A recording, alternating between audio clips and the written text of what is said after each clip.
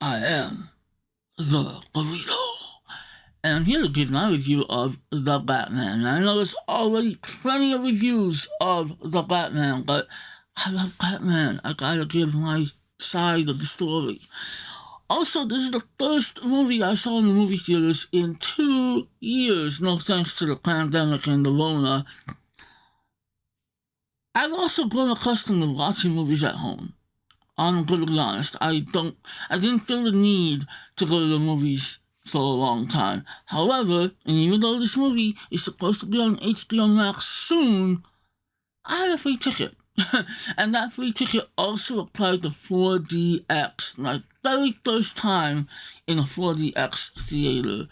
Pretty damn wild.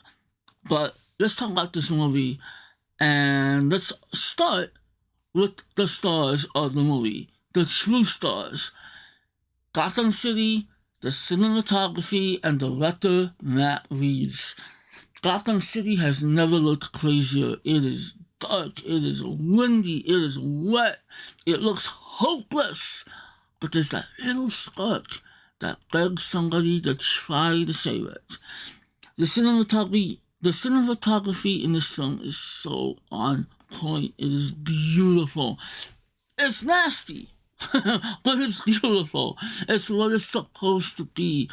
Everything is shaped and crafted so well to give you a very authentic Gotham City Batman look. It is breathtaking at times. Director Matt Reeves, he gets it, man. He knows what he's doing. He knows what he's going for. He knows that he is telling a year 2 Batman story. Crime, corruption, the city is in turmoil, and you definitely feel the weight of the city, the weight that the Batman has to face in order to help the city. But then again, does he want to help the city, or does he want to just beat people up? That's what's pretty important about this film. Now, Robert Pattinson, although, let's get it out the way, he was never anybody's first choice, but you know what? I was like, this guy's a good actor. He's done some good independent work. Let's go. I think he did just fine.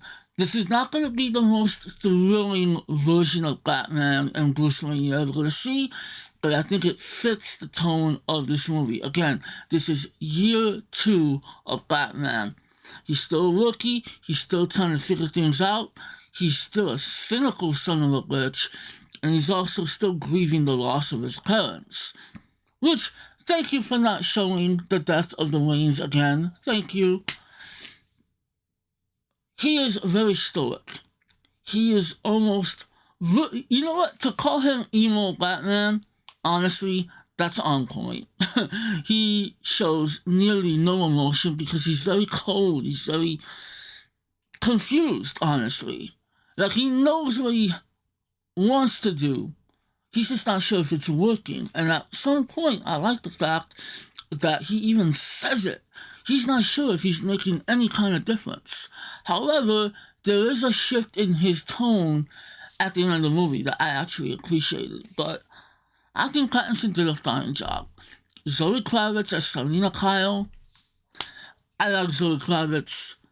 I think a part of her performance left a bit to be desired, but I think she did fine. She's very, very capable of taking care of herself, like she addresses in the movie. She's a very strong lead. But man, does she thirst after Batman. Holy shit, she is thirsty for somebody she barely knows.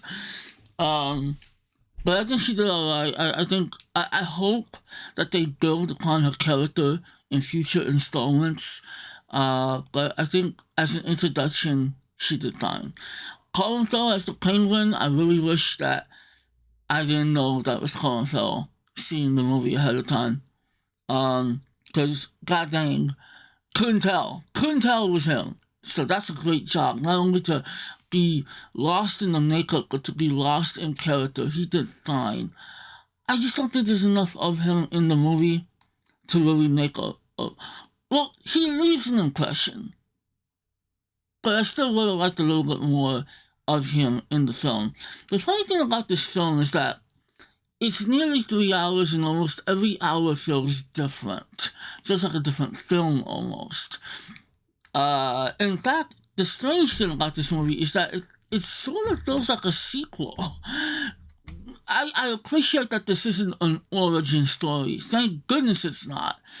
But it picks up somewhere where some other story left off. So you really do have to watch this movie with some knowledge of Batman. Now let's talk about Paul Dano as the Riddler. What a creepy little bugger, I swear to goodness. But it's great. I like his portrayal. He's threatening with his mind. His little videos that he makes, then shit's is scary. It's even worse with the poor video resolution. Like seriously, couldn't you get better resolution, dude? Anyway, it was intentional. Yeah, Paul Dano is a creep. Like he's calm 1 second and psychotic the very next. He did a really good job.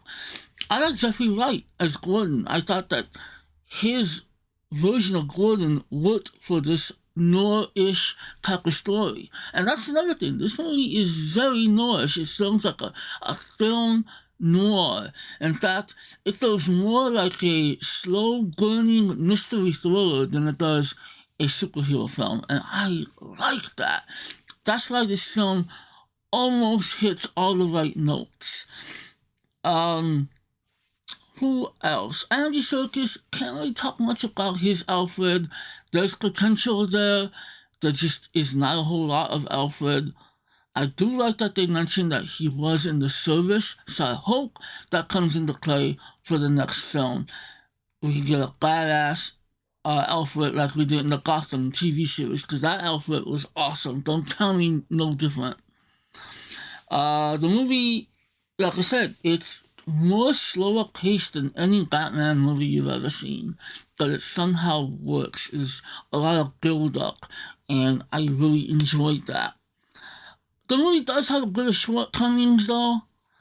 Like I said, there's so much going on, and it's a long movie, but sometimes we feel like we don't get well, I felt like there wasn't quite enough of each character. Kind of hard to explain, but I wasn't fully in love with the film. I like it so much, and I love and admire a lot about it. But I don't want to say it needed more action. The action we got was good. The final action set piece was wild. I did not expect any of that. So I really like what they did. I don't want to give it away, but it's pretty. It comes out of nowhere. Like, holy crap, that happened. This is happening. Let's see. It was just a good escape, though. I really did enjoy the film quite a bit. The score, I think the score could have been a little better, maybe. I'm still kind of processing this film. I'm not gonna lie. I feel like I'm gonna be thinking about this film for quite a bit. But I will tell you that I really did enjoy it.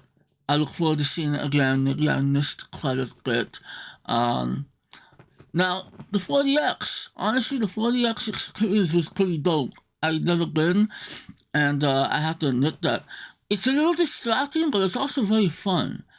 The seats move, not just with the action, but the damn camera movement. If it pans over, the seat will move along with it, up, down, wherever.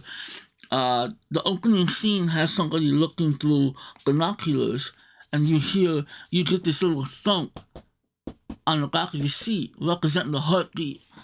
And yeah, as the camera moves, so does your seat.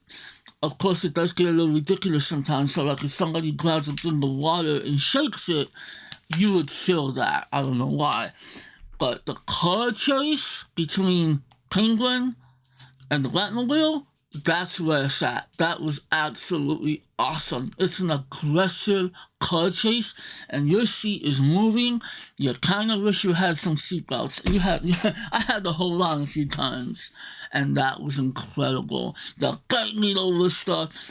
The Batman is ramming his car into the penguins. It's really wild, and you feel every bit of it. There's a lot of rain in this movie. Now, you're not going to get soaked watching the movie, but they do sprinkle some water on you very mildly. It's like, hey, but it's actually kind of cool. There's a moment where a bomb blows up in front of Batman, and your seat is like, whoa, it thrusts you back, like, ow.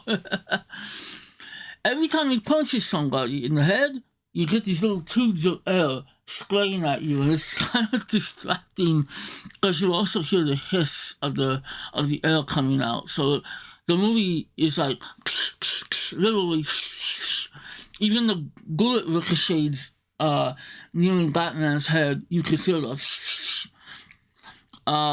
It was fun though. It's like literally riding the movie, and I gotta tell you, the 4DX experience was really dope. Now, should you go see this movie, if you haven't seen it yet, if you're waiting for it to hit HBO Max, which supposedly is supposed to do in April, I'm gonna be honest, you can wait. It's a great Batman movie, but it's not the most thrilling Batman movie. And in some aspects, I like that. I also want to point out that I really like what they do with the Wayne legacy. The Wayne legacy has some secrets. There's a little bit of tarnished secrets that the Wayne legacy has, and Batman and Bruce Wayne have to carry that weight, and it really adds a lot of interesting aspects to the character. Bruce Wayne and Batman are not entirely different in this film. They're both very angry and moody, and it works. I do think this is a good starter for a new trilogy, should they pursue that route. Like I said, I'm not in love with it, but I do like it very, very much. So I'm gonna go ahead and give The Batman a 4 out of 5. I recommend it very much, especially if you're a Batman fan, if you're into the comics, and understand that there are plenty of comic variations where you have adventurous Batman, you have some comical Batman, and you have some ultra deep, serious Batman. That's what this is. Very serious, very dark, very gritty. Kind of wish it were rated R. There's one F-bomb that is dropped early in the film by a non-important character, which really sucked. And there are plenty of times where it really sounded like people wanted to say that F word more often. But alas, PG-13, still violent and gritty, and I recommend it. So, The Batman, had a good time with it. Can't wait to see it again. Maybe I'll even like it the second time. Alright? So, if you made it to this point, please give me that thumbs up. I would appreciate it. If you're new to my channel, go ahead and subscribe. I can't promise you a whole lot of content, but I would say follow me on all my socials, Twitter, Instagram, very active, but also follow my Twitch channel. I stream quite often, and I'll be talking about this movie on my channel, no doubt, in more detail, and if anything else comes up, I'll be able to express it. But yeah, really enjoyed the film a lot. Hope you have seen it. If you have seen it, let me know what you think about it. What didn't you like about it? And do you feel that this was an accurate interpretation of a year 2 Batman? Because I think it is. Alright guys, thanks for watching. See you when I see ya.